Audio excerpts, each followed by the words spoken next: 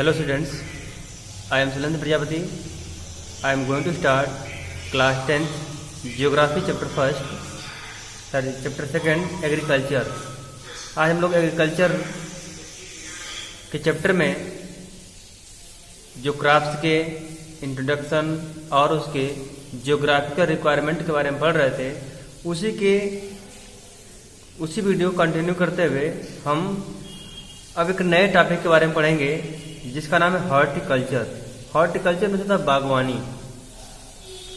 आज हम लोग बागवानी के बारे में पढ़ेंगे, जो बागवानी क्रॉप्स होते हैं। तो व्हाट इज हॉर्टिकल्चर क्रॉप्स? तो हॉर्टिकल्चर जो क्रॉप्स होते हैं, the growing of vegetable, flowers and fruits is known as horticulture. Horticulture में क्या होता है, हम लोग वेजिटेबल, फ्लावर्स और फ्रूट्स को उगाते हैं, जिसको हम हॉर्टिकल्चर कहते हैं। अब हॉर्टिकल्चर के बारे में हमें ये जानना है कि इंडिया का क्या पोजीशन है। तो India is the largest producer of fruits and vegetable in the world. और देखिए इंडिया का कौन सा स्थान है? इंडिया का पूरे वर्ल्ड में फर्स्ट रैंक है, जिसमें फ्लावर्स, वेजिटेबल और फ्रूट्स को प्रोड्यूस करने में। India produce of tropical as well temperate fruits. देखिए इंडिया जो है वो ट्रॉपिकल के साथ साथ टेम्परेट फ्रूट्स, जो टेम्परेट रीजन में पाए जाने वाले जो फ्रूट्स होते हैं, उनका भी उत्पादन वो करता है। अब देखिए हमारे यहाँ कौन सा स्टेट जो है वह किस फ्रूट्स को उत्पादित करता है। तो अगर हम बात करें मैंगो की, तो जो मैंगो है इसको महाराष्ट्र, आंध्र प्रदेश, उत्तर प्रदेश और बंगाल, यहाँ पर इस फ्रूट्स को उगाया जाता है। ऑरेंज, अगर हम ऑरेंज की बात करें तो ऑरेंज जो है यह नागपुर और चेरापूंजी में इसको उगाया जाता है। बनाना, जो बनाना है, बनाना को हम केरला, मिजोरम, महाराष्ट्र और तमिलनाडु, इन जगहों पर इसका उत्पादन करते हैं। लीची और गुआवा जो है उत्तर प्रदेश, बिहार, जबकि पाइनएप्पल मेघालय, ग्रेप्स जो है आंध्र प्रदेश और महाराष्ट्र में इसकी खेती की जाती है। अगर हम बात करें एप्पल की, तो एप्पल, वालनट, ये जो फ्रूट्स होते हैं वह जम्मू कश्मीर, हिमाचल प्रदेश में इसको उगाया जाता है, और यहाँ के फ्रूट्स की जो डिमांड होती है वह बहुत अधिक होती है।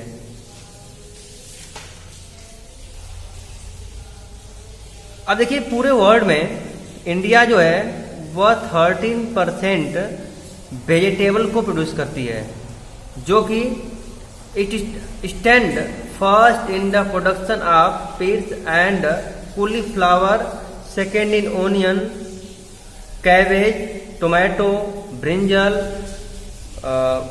और जो पोटैटो में इसका जो रैंक है वो 4th है। मीन्स ये इंडिया जो है इसका जो रैंक है अलग अलग सब्जियों में अलग अलग रैंक है। जैसे 4th जो है पोटैटो में है, सेकेंड जो है ओनियन, कैबेज, टोमेटो और ब्रिंजल में है,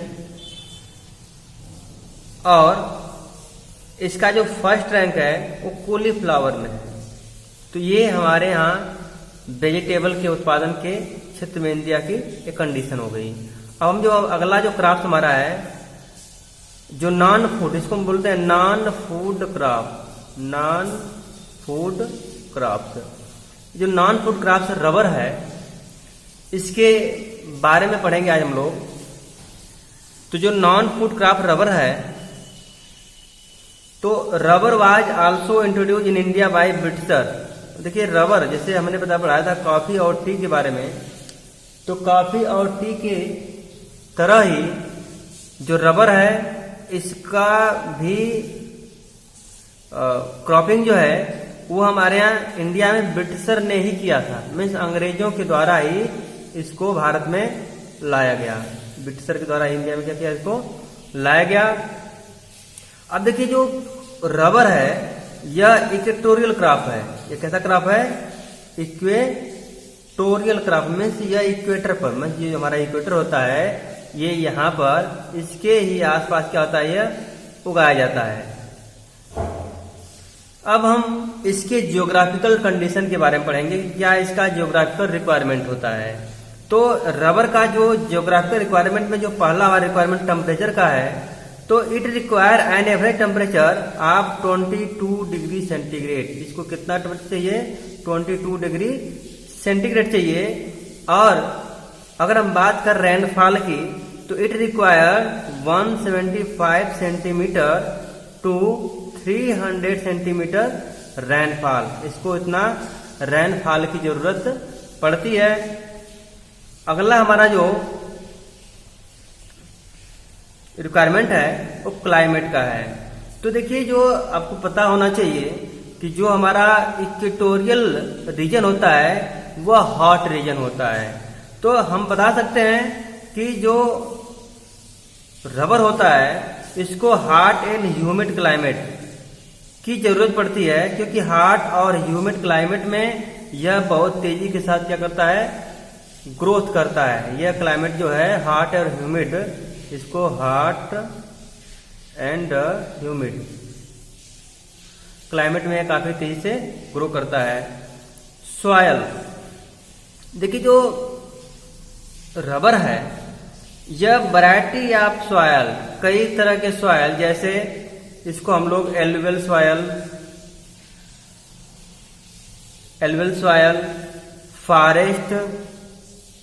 फॉरेस्ट सॉयल, और जो ड्रेनेज लैटराइट सॉइल होता है उसमें हम इसको अच्छी तरह से, this is the very best soil, means alluvial, forest और well drained laterite soil is the best for the rubber crops. And next topic is producer, means कौन कौन से प्रोड्यूसर हैं। तो इंडिया का जो रैंक है, 5th रैंक है। India is the 5th largest producer of rubber. India का 5वां रैंक है पूरे वर्ल्ड में नेचुरल रबर के प्रोडक्शन में।